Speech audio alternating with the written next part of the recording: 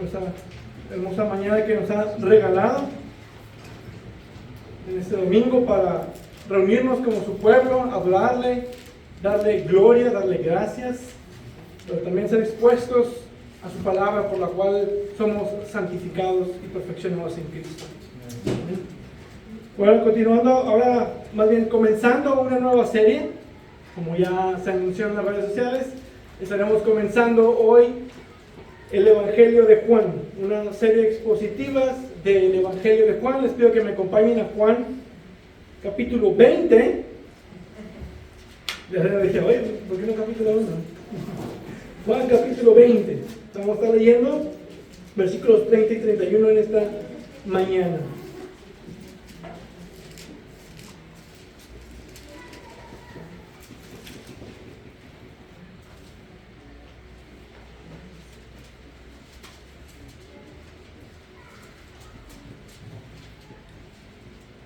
El Evangelio de Juan, capítulo 20, a partir del versículo 30, dice la palabra de Dios: y muchas otras señales hizo también Jesús en presencia de sus discípulos, que no están escritas en este libro, pero estas se han escrito para que ustedes crean que Jesús es el Cristo, el Hijo de Dios, y para que al creer tengan vida en su nombre.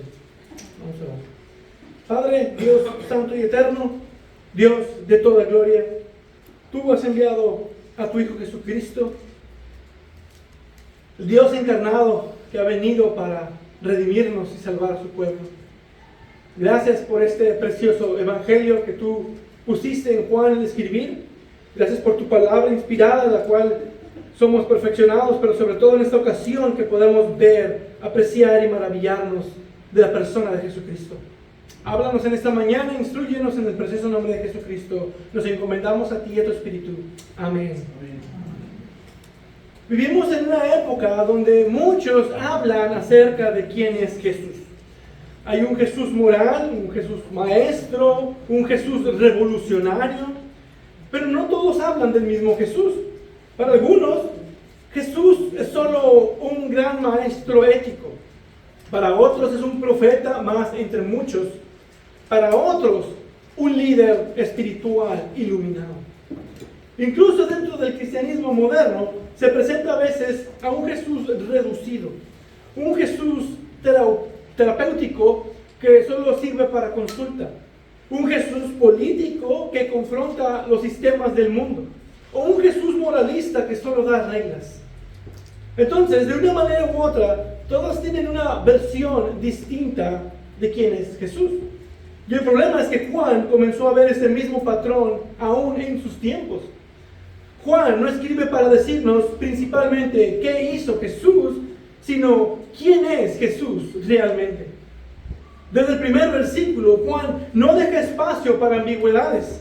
En el principio ya existía el Verbo, y el Verbo estaba con Dios, y el Verbo era Dios.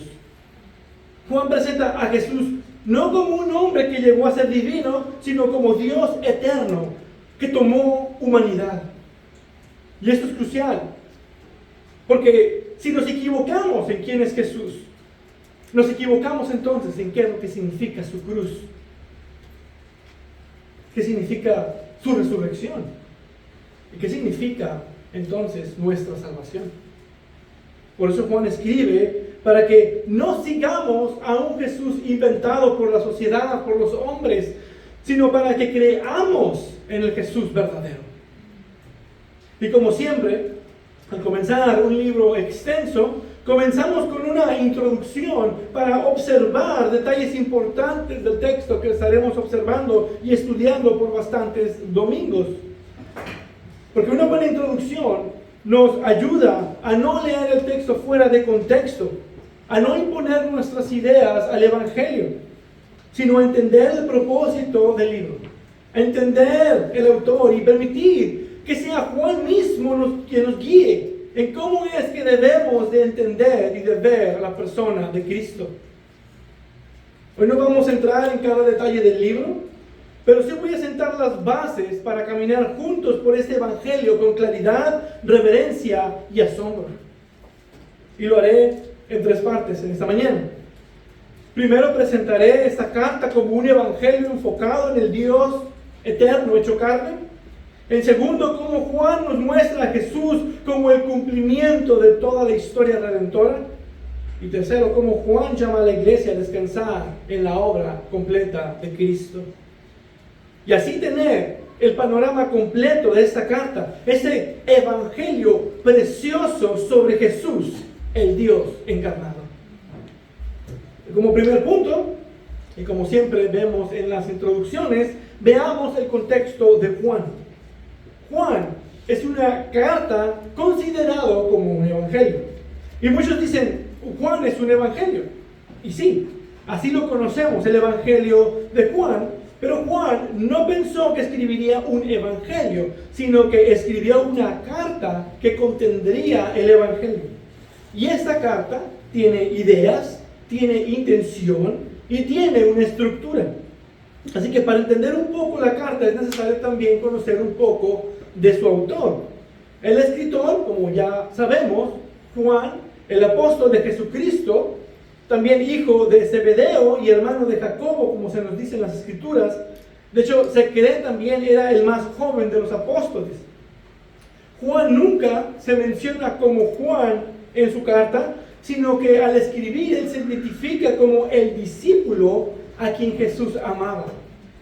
Era aquel que fue parte íntimo del círculo íntimo de Jesús junto con Pedro y Jacobo. Juan fue quien presenció la transfiguración de Jesús, presenció su agonía en el Getsemaní, donde escuchó parte de la oración que Jesús hizo antes de quedarse dormido.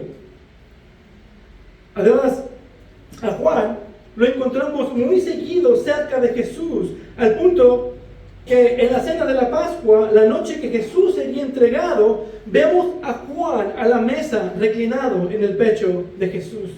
Juan capítulo 13, versículo 23. También observamos a Juan al pie de la cruz. Fue a quien Jesús le encargó a su madre para que cuidara de ella. Juan 19, 26. Juan fue el primero en llegar a la tumba cuando le dijeron que el cuerpo de Jesús ya no estaba. Juan 22. Es el primero en reconocer a Jesús encarnado. Juan 21, 7. Pero lo importante del énfasis no es que Juan amaba a Jesús, sino el amor especial que Jesús le tenía a Juan. Por eso es el discípulo a quien Jesús amaba. Y lo vemos en que Juan siempre estuvo muy cerca de Jesús, pero además en que Jesús escogió a Juan para no ser martirizado, sino que él quedara hasta el fin. Juan 21, 23, y esto es confirmado por la historia. Los 11 apóstoles fueron martirizados y Juan no. Además, Jesús escogió a Juan para revelarle el último libro de la Biblia. Juan es conocido en círculos cristianos como el discípulo amado, el apóstol del amor, por cómo se presenta él en su evangelio y los temas centrales que él maneja en sus cartas. Él comprendía muy bien el amor de Jesús por sus ovejas. Entendió, vio y vivió ese gran amor divino de que Jesús dice, nadie tiene un amor mayor que este, que uno de su vida por sus amigos. Juan 15, 13. Después de esto, él ve a Cristo morir y resucitar por él. Juan no solo fue el discípulo al que Jesús amaba, o el apóstol que más habló del amor, sino que él vio el amor de Dios encarnado en Jesucristo.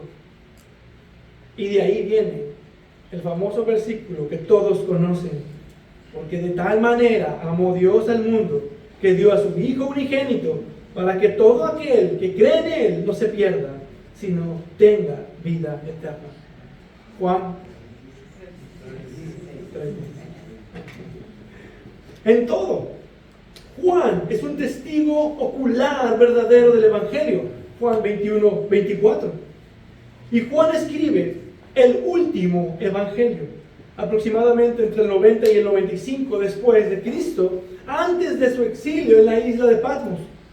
Y para ese entonces ya había 3 relatos del Evangelio circulando entre las iglesias.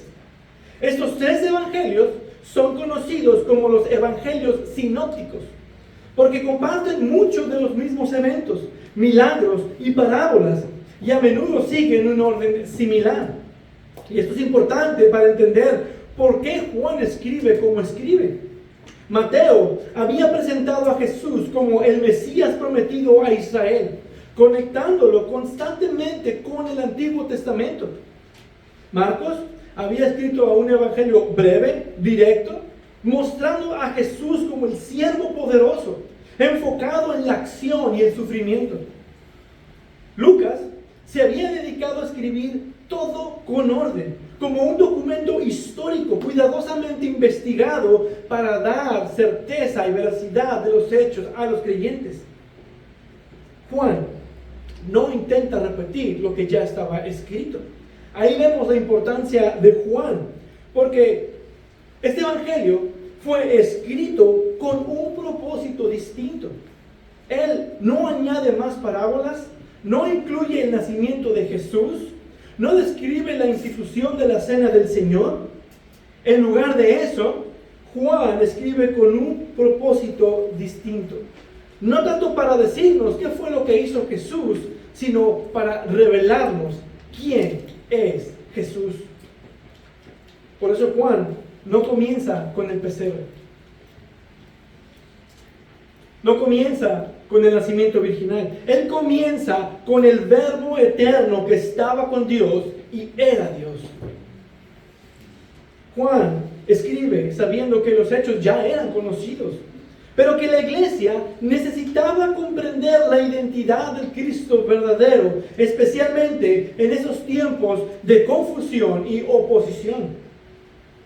Porque en estos tiempos, la audiencia a quienes escribe este evangelio ya eran mayormente gentiles, pero también había entre ellos muchos judíos. Eso ayuda a entender por qué Juan explica términos judíos. Esas iglesias ya tenían creyentes de segunda generación y había persecución severa tanto por los fariseos como por Roma con Dominiciano. Eran expulsados de las sinagogas. Había una seria confusión cristológica y además ya comenzaba a haber influencias protognósticas en esos tiempos. Se necesitaba aclarar la identidad divina de Cristo.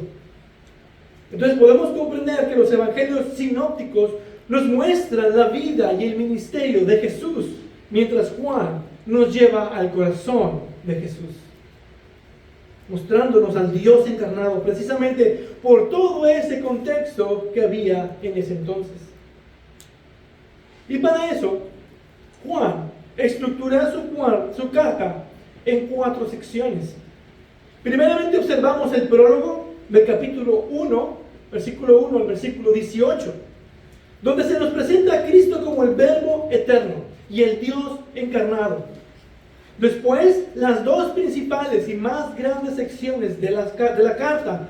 Primero, el libro de las señales, del capítulo 1, versículo 19, hasta el capítulo 12, donde observamos los milagros de Jesús como señales que revelan quién es Cristo, su poder y su deidad.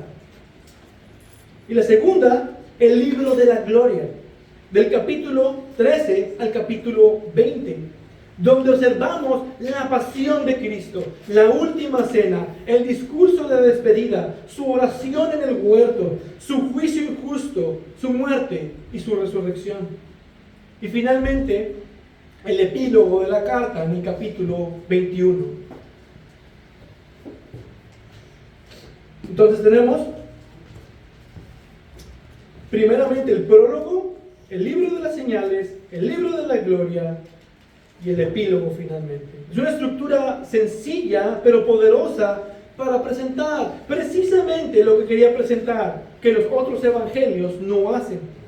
El enfoque de Juan es presentarnos al Dios creador y poderoso en la persona de Jesucristo, pero también presentarnos al hombre que lloró y sufrió en la persona de Cristo. Este hombre no fue uno más del montón.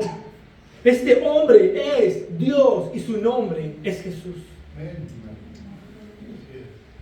Mírenlo como hombre, pero observen su divinidad. No por nada es que Juan es el evangelio más usado para evangelizar. Juan es el libro más impreso dentro de la Biblia. El libro más impreso del mundo. Dejen repetir eso. La Biblia es el libro más impreso del mundo, por margen grande. Y dentro de ella, dentro de los libros de la Biblia, el Evangelio de Juan es el libro bíblico más impreso. Y esto nos sirve y ayuda para poder leer Juan con los lentes correctos. El Evangelio de Juan, aunque rico en contenido teológico, como veremos en los siguientes puntos, no fue escrito para satisfacer curiosidades teológicas o incluso para discutir. Juan presenta las realidades teológicas como son y de una forma sencilla y natural, porque su propósito es producir una fe viva en Cristo para quienes no lo conocen.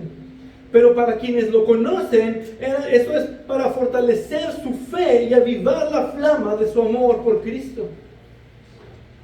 Así que cuando leas Juan, considera todo esto.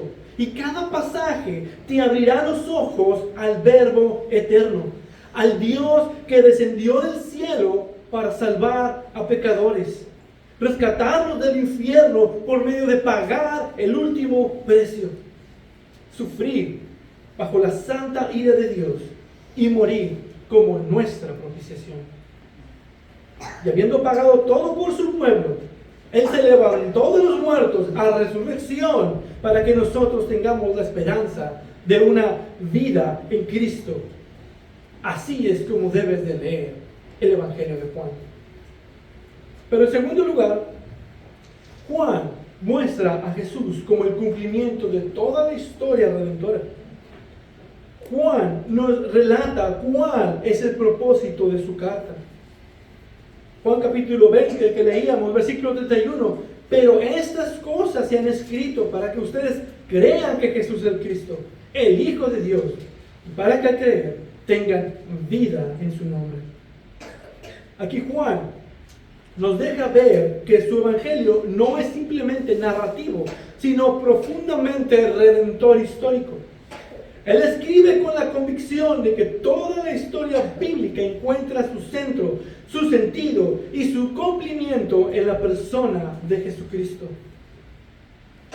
Juan no presenta a Jesús como un episodio dentro de la historia de Dios, sino como el eje mismo sobre el cual gira toda la historia de la redención. Por eso Juan no busca producir admiración por los milagros, sino fe salvadora en la persona de Cristo. Cada escena, cada señal, cada discurso está cuidadosamente seleccionado para llevarnos a una conclusión inevitable. Jesús no solo viene de Dios, Jesús es Dios. De hecho, eso confirma por cómo Juan maneja los términos. Juan no usa la palabra fe. No van a encontrar la palabra fe, pero sí usa unas 98 veces la palabra creer. Juan también no relata todos los milagros, sino que es selectivo y presenta las señales de Jesús en un creciendo teológico. No simplemente en un aumento de espectacularidad. No presenta los menos espectaculares y luego se va al más espectacular, sino que cada señal apunta a algo mayor. Son revelaciones progresivas. Y nos dice, este principio de señales hizo Jesús. Primero el agua en vino, en Juan capítulo 2. Se observa una señal privada para revelar la gloria a pocos. El segundo, la sanidad a distancia, en Juan capítulo 4, que muestra el poder sin presencia. Tercero, sanidad del paralítico de 38 años en Juan 5, donde se observa su autoridad sobre las enfermedades crónicas y abre la confrontación con los líderes judíos. La multiplicación del pan en Juan capítulo 6 nos muestra su dominio sobre la creación y donde hay multitudes involucradas. Luego, camina sobre el mar en Juan 6, donde observamos su autoridad sobre la creación, su paz sobre el caos y donde se presenta como el yo soy. Sanación del ciego de nacimiento en Juan capítulo 9 para presentar la sanación imposible y vemos cómo la luz espiritual comienza a hacer a los ciegos ver. Y por último, la resurrección de Lázaro en Juan capítulo 11, donde vemos su dominio sobre la muerte como una señal pública y definitiva de su autoridad. Y este crescendo teológico que observamos, que Juan construye, tiene un efecto muy claro en el lector. Cada señal eleva la pregunta central: ¿quién es este hombre? ¿Quién es este Jesús del que se está hablando? No solo aumenta la magnitud del milagro, sino la claridad de la revelación y la intensidad de la reacción. A medida que las señales avanzan, la fe de algunos se fortalece, la incredulidad de otros se endurece. La oposición religiosa se vuelve más violenta. Y esto es un asunto clave. Las señales no producen neutralidad. Todo el mundo va a responder sí o sí a quién es Jesucristo. ¿En fe o en dura incredulidad? ¿Aceptación o rechazo? Por eso Juan muestra este contraste entre la luz y la oscuridad, fe o incredulidad. Esto confirma su propósito, para que crean y en su nombre tengan vida. Y Juan mismo lo dice, que Jesús hizo aún mucho más de lo que él escribió, pero afirma que esto lo escribe para que creamos en Jesús como el Dios eterno. Y lo hace además presentando a Jesús como el Mesías prometido, que revela que Jesús es el cumplimiento de toda la historia de la redención.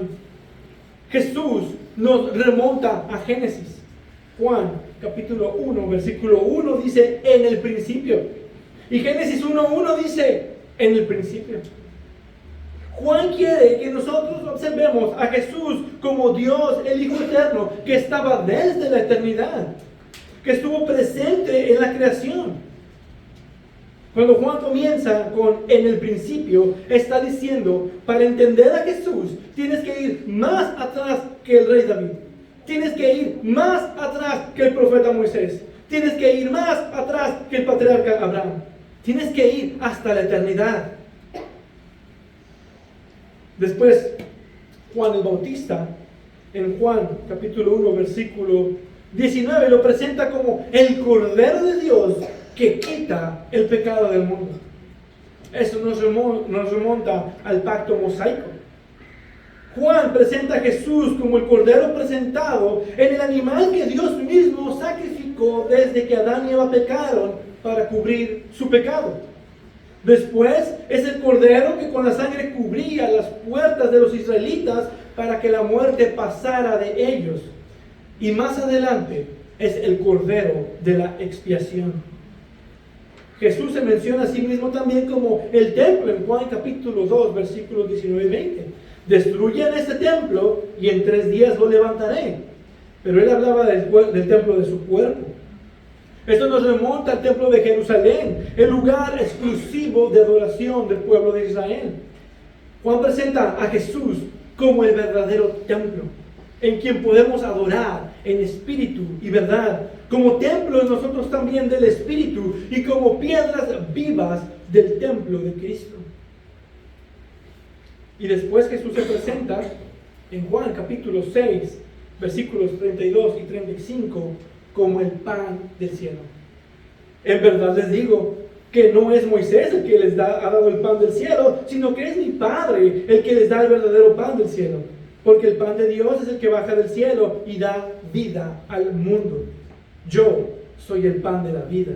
El que viene a mí no tendrá hambre, y el que cree en mí nunca tendrá sed. Esto nos remonta al Éxodo, cuando Dios proveyó el alimento para su pueblo que perecía, cuando les dio el maná, cuando les dio codornices, cuando los alimentaba. Y Jesús se presenta como el cumplimiento de eso. Juan presenta a Jesús como el pan que verdaderamente sacia y da vida en abundancia. En todo esto observamos que Juan no presenta algo nuevo, separado del Antiguo Testamento, sino el cumplimiento del Antiguo Testamento. Y ahí podemos ver claramente la teología del pacto. Juan no presenta dos planes, no presenta dos pueblos, sino que presenta una forma sencilla que todo converge en Cristo como el cumplimiento de todas las promesas del Antiguo Testamento. No son historias separadas, es una sola historia, con un solo propósito redentor. Y eso nos muestra a Cristo como el Mesías prometido. Ahí es donde vemos que Juan hace algo magistral. Nos obliga a leer el Antiguo Testamento a la luz de Cristo. No cita extensamente el Antiguo Testamento como lo hizo Mateo, pero alude constantemente mostrando que Jesús no aparece de la nada, sino que Él es el cumplimiento progresivo de las promesas de Dios.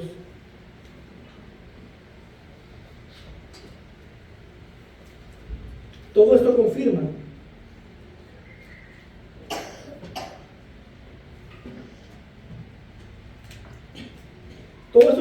que Juan no está rompiendo con el Antiguo Testamento, sino mostrando su consumación en Cristo. Aquí la teología del pacto no es un sistema impuesto al texto, sino la conclusión natural del mismo texto. Pero además, Juan revela un reino presente, espiritual y soberano. Juan capítulo 3, versículos del 3 al 5 dice: en verdad te digo que el que no nace de nuevo no puede ver el reino de Dios. En verdad te digo que el que no nace de agua y del Espíritu no puede entrar en el reino de Dios. Se nace una vez del Espíritu y entras al reino. No hay dos reinos, no habrá otro reino terrenal después. Juan 18:36 dice: mi reino no es de este mundo. Si mi reino fuera de este mundo, entonces mis servidores pelearían para que yo no fuera entregado a los judíos. Pero ahora mi reino no es de aquí. Habla de un solo reino eterno. Y este reino no se hereda por etnia, sino que se entra, dice, por el nuevo nacimiento. No es un reino político, ni es un reino terrenal. No hay expectativas terrenales, no hay restauración nacional de Israel. Y no hay trono terrenal. Cristo reina ahora. Su reino es presente. Él hoy está sentado a la diestra del Padre reinando. Juan deja claro que el reino que Jesús anuncia no es una expectativa meramente política, sino una realidad presente que se experimenta espiritualmente. El nuevo nacimiento no es una preparación para entrar en un reino futuro distinto, sino la puerta de entrada al reino de Dios, aquí y ahora. Esto es profundamente esperanzador. El creyente no espera que Cristo empiece a reinar en algún punto futuro. El creyente vive sabiendo que Cristo reina ahora. El reino de Dios no avanza por estrategias humanas, sino por la obra soberana del Espíritu en el nuevo nacimiento. Eso da esperanzas de que la obra es de Dios, sí, por medio de esfuerzos humanos, pero el resultado descansa en lo que Dios hace. Juan nos muestra que el trono de Cristo no está en la Jerusalén terrenal, sino a la diestra del Padre, desde donde Él gobierna y preserva a su pueblo. Y Él es quien hace avanzar su reino en la tierra. Así, Juan cierra cualquier expectativa de un reino alterno, futuro y terrenal separado del Evangelio. Hay un solo rey, hay un solo reino, un solo pueblo, una sola redención. un Dios hombre y un solo mediador entre Dios y los hombres, Jesucristo hombre. Ahora, en tercer y último punto, Juan llama a la iglesia a descansar en la obra completa de Cristo. Uno de los énfasis más profundos del Evangelio de Juan es que la salvación no descansa en el esfuerzo humano, sino en la obra soberana y completa de Cristo. Algo que encontraremos interesante en los escritos juaninos es el uso constante y distinto de la palabra mundo, que en griego es la palabra cosmos, el universo. Y Juan usa la palabra cosmos de una manera intensa, teológica y cargada de contraste. Cristo, como Dios, es el creador del mundo, sostiene al mundo. Pero el mundo, como sistema caído en rebelión contra Dios, rechaza a Cristo, mientras al mismo tiempo el mundo necesita la gracia soberana de Dios en Cristo. Y podemos ver ese contraste glorioso y chocante a la vez. El mismo mundo que rechaza a Cristo es el mundo que necesita desesperadamente a Cristo. Esto nos lleva a descansar no en la respuesta del mundo, sino en la iniciativa de gracia de Dios. Pero luego también nos presenta un contraste entre la luz y la oscuridad. Juan no presenta un evangelio sentimental, sino uno radicalmente espiritual. Y al hacer eso, nos presenta a Cristo como la luz del mundo, que vino a ser la luz de los hombres, pero los hombres amaron más las tinieblas. Y aquí vemos la importancia de cómo Cristo es presentado en Juan. Como la luz verdadera, la vida y la revelación. Cristo es la verdadera luz, la vida y la revelación final de Dios. Pero el problema no es falta de evidencia, sino un amor desordenado. La luz vino al mundo y los hombres amaron más las tinieblas que la luz. Juan capítulo 3, versículo 19. Observen que no dice que no entendieron, aunque es una realidad. Sin el Espíritu no pueden entender las cosas de Dios. Tampoco dice que no tuvieron oportunidad, aunque es una realidad que muchos no escucharon el Evangelio, ni lo escucharán. Porque ¿cómo creerán si no se les predica? Lo que dice es que su amor por su pecado era tan grande, que a pesar de que la luz vino al mundo, no quisieron. Es la excusa más necia e inútil de los ateos. Yo voy a creer si Dios viene a decírmelo. Y Él ya vino en la persona de Cristo a decírtelo. Él ya vino, descendió y se hizo como uno de nosotros y anduvo como uno de nosotros. Y aún así no le crees. Aquí Juan está preparando el terreno para una verdad devastadora para el orgullo humano. El problema del hombre no es intelectual, es moral y espiritual. Que están muertos en sus delitos y pecados. Cristo vino a ser esa luz del mundo que ilumina a los hombres con la verdad para que vean, oigan y entiendan.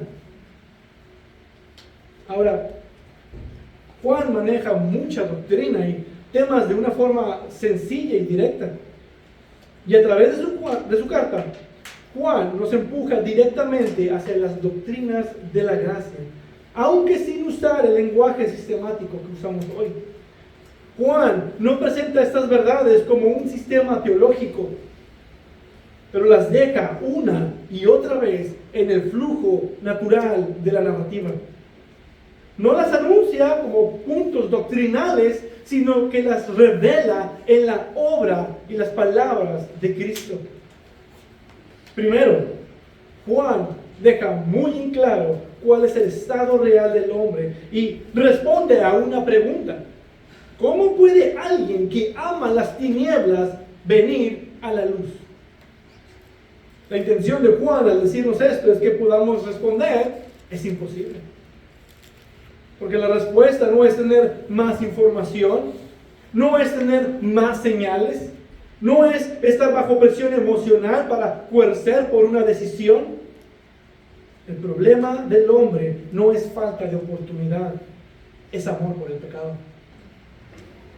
Juan no dice que el hombre no sabe, dice que no quiere, y más aún que no puede.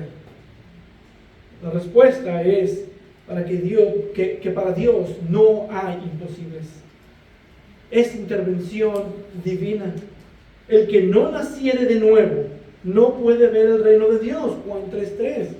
De hecho, otra vez, noten que Juan no usa la palabra fe. Él dice creer, porque no presenta la fe como una virtud humana autónoma, sino como una respuesta producida por la gracia de Dios. Fe es lo que el hombre hace, creer es lo que Dios produce. Juan establece una verdad fundamental. El hombre está espiritualmente muerto, incapaz de responder por sí mismo. Enseña que nadie cree primero para luego nacer de nuevo. Entonces no exalta la fe como la causa de la salvación, sino la gracia soberana que produce el creer por el nuevo nacimiento. Esa gracia que Jesús mencionó de esta forma: todo lo que el Padre me da, vendrá a mí. Juan capítulo 6, versículo 37. No dice todo lo que venga será dado, sino todo lo que el Padre me da, vendrá.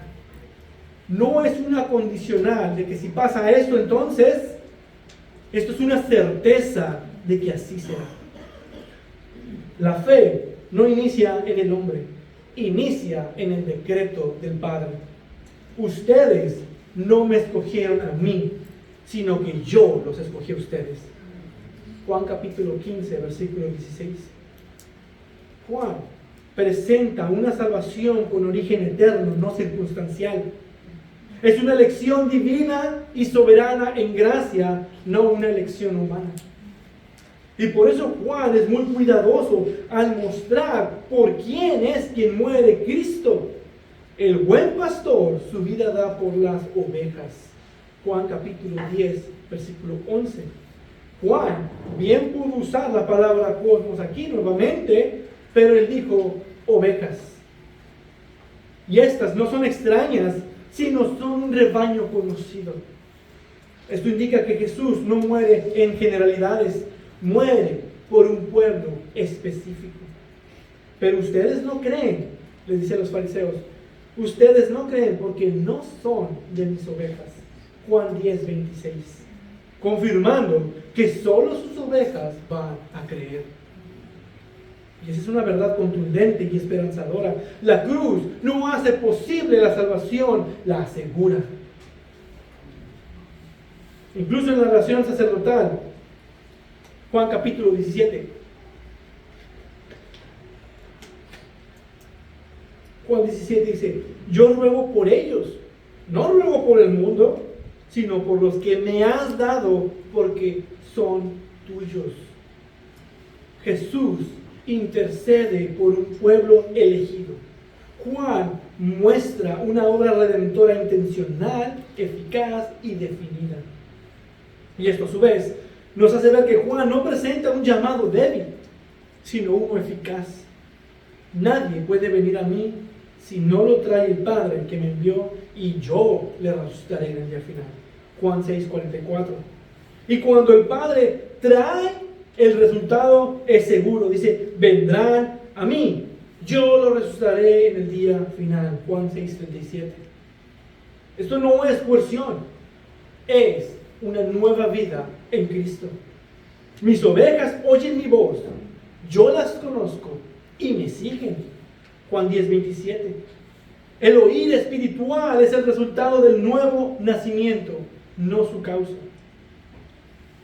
Juan nos presenta que es porque Dios elige, Dios hace nacer de nuevo. Aquellos responderán a la palabra creyendo certeramente. Y eso asegura a un otro punto más que vemos en Juan. Juan presenta una seguridad que descansa completamente en Jesucristo.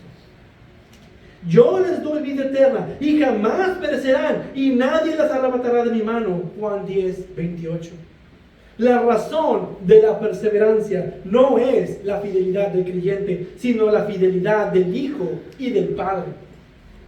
Y esta es la voluntad del que me envió, que de todo lo que Él me ha dado, yo no pierda nada, sino que lo resucite en el día final. Juan 6:39. Entonces, Juan, sin esfuerzo, sin sistematización, como algo natural, enseña que el hombre en su estado natural ama las tinieblas y necesita nacer por obra divina. Que Dios el Padre escoge y que se los da al Hijo. Que el Hijo aseguró la salvación solo para aquellos a los que el Padre le dio. Y esto es por la obra de Dios en el corazón del hombre, por medio de un nuevo nacimiento, el cual habilita a los hombres a creer en el Evangelio de Jesucristo. Pero creer para vida eterna. No como una posibilidad, sino como una certeza ya garantizada, sin que ninguno caiga o sea arrebatado de la mano de Cristo, sino preservados hasta el fin, solo para la gloria de Dios. Juan nos enseña que la salvación es iniciada por Dios, es sostenida por Dios y es consumada por Dios. Es por la obra de Cristo que podemos descansar tranquilamente que nuestra salvación es segura y eterna. Aquí está todo lo que necesitas creer en una charola de plata. Pero tú no vas a creer a menos que el Espíritu Santo obre en tu corazón y te ilumine por medio del nuevo nacimiento para que creas. Por eso Juan, nuevamente, no usa la palabra fe. Juan quiere mostrarte que tu salvación no es por la fe, sino por la gracia que te conduce a creer. Y ahí está la diferencia. Somos salvos por medio de la fe, no por la fe. La fe es el medio por el cual fluye la gracia completa de salvación, pero quien habilita el corazón es Dios en su gracia. Así es. La gracia de Dios actúa en todo el proceso de la salvación, antes, durante y después. Es decir, la gracia actúa antes de creer, al creer, y la gracia continúa actuando después de creer. Todo es por gracia. Y eso es algo que aprendemos, que nuestra doctrina no es inventada. No fue impuesta al texto por Calvino, sino que las doctrinas de la gracia nacen naturalmente del texto, desarrolladas por todo el Evangelio de Juan. Donde Juan llama a los incrédulos a ver y a creer en la obra perfecta de Cristo, el Dios eterno. Pero también llama a la iglesia a descansar en la obra completa de Cristo, el Dios eterno, mientras caminamos por este mundo. Para terminar, Juan escribe su evangelio para que entendamos algo fundamental. La salvación es del Señor, de principio a fin. El hombre no coopera con Dios desde su muerte espiritual, no puede. Dios resucita al hombre para que crea. Por eso Juan no nos llama a descansar en la fuerza o en la seguridad de nuestra decisión o en la constancia de nuestra fe, sino en la gracia soberana de Dios revelada en Jesucristo. Juan nos muestra que creer en Jesús no es añadir una creencia más a nuestra vida, sino reconocer que toda la historia de Dios culmina en la persona de Jesús. Cristo no es un capítulo de la Biblia. Cristo es el centro de toda la Biblia. Hermanos, nos espera una gran aventura en los capítulos de Juan. Mientras aprendemos a mirar y amar más a Jesús, el Dios eterno, que vino a dar su vida por nosotros y darnos, por medio de su resurrección, una esperanza viva de vida eterna. Después de leer Juan, nadie queda igual. O adoramos a Cristo como el Dios encarnado, o lo rechazamos totalmente. Pero no podemos reducirlo, ni neutralizarlo, ni dejarlo de lado. Para nosotros que creemos, Juan nos llama a descansar en la obra de Cristo. No en nosotros, no en nuestra fidelidad imperfecta, sino en la obra perfecta de Cristo. Si Cristo es verdaderamente Dios encarnado, entonces Él es suficiente. Suficiente para salvarnos, suficiente para guardarnos y suficiente para llevarnos con Él al fin. Pero para ti, tú que no crees en quién es Jesucristo, Juan te deja un reto claro y honesto. Lee este evangelio. Lee este evangelio. Es como si Juan te retara. Lee esta carta. Observa el evangelio y cree. Porque yo sé que el Espíritu Santo va a obrar cuando lo leas. Lea Juan con una pregunta en mente. ¿Quién es realmente Jesús para ti? ¿Quién es Jesús para ti? No se te pide que empieces creyendo, se te pide que empieces escuchando. Porque Juan escribió estas cosas para que ustedes crean que Jesús es el Cristo, el Hijo de Dios, y para que al creer tengan vida en su nombre. Juan nos invita a vivir una fe que brota de la gratitud, no del temor. Una obediencia que nace del amor, no del esfuerzo por ganar el favor de Dios. Juan no te ofrece una religión, te presenta a Cristo, el Dios encarnado. ¿Cómo responderás mientras estudiamos este hermoso evangelio? Llévate esta pregunta. Mientras estudiamos el evangelio de Juan, ¿cómo vas a responder cada vez que te estés exponiendo a la palabra? Porque delante de Él, todos debemos responder. Amén.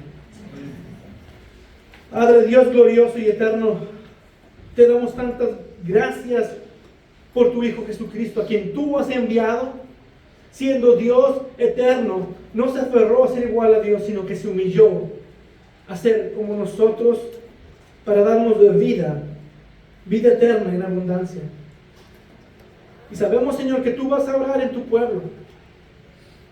Todos aquellos que son expuestos a este evangelio, sabemos que no habrá una respuesta vacía y que tú vas a cumplir el propósito por el cual has enviado tu palabra: salvar a tu pueblo, redimirlo, perfeccionarlo, hasta llevarlo contigo en gloria.